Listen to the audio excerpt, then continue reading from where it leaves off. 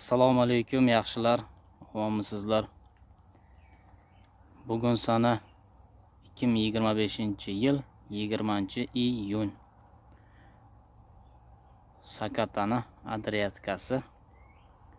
Bugun ham xudo xolasa terim boshladik. Ochig'i terimni sonidan adashib ketdim. 14-si yo 15-si adashmasam. Bugungi narx 6500 so'mdan bo'ldi. Barakasini beraversin Alloh. Yana bir masala, oldingi videolarda kuzatgan bo'lsangiz, mana shu ikki qatorni, bu qatorini 6-kisdan keyin o'suv nuqtasini to'xtatgan edik. Bu bir qatorni o'suv nuqtasi to'xtatilmagan, o'sishda davom etkazayotgandik sinov uchun.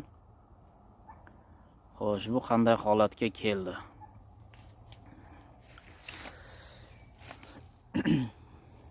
Bu tomir birinchi kist uzilgan. Ikkinchi kistda uzilyapti. Uchinchi kist, to'rtinchi kistda uzilgan, 5-kist, 6-kistimiz hali turibdi.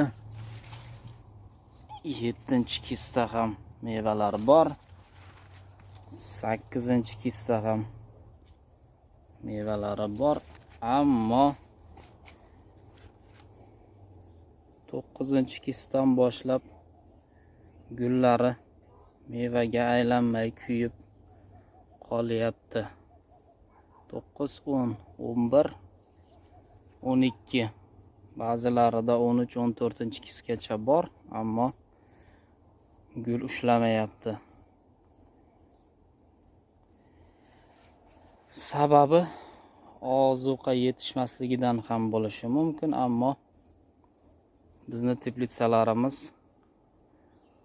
juda pastligini hisobiga, issiqni hisobiga gullar mevaga aylanmayapti.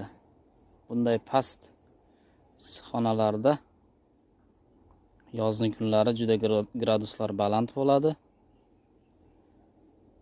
Shu sababli bunaqa uzun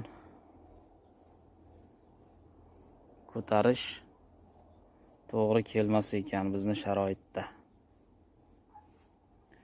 Shuning uchun biz nima qilmoqchimiz? Shu 9-kist, ya'ni ushlamagan gullar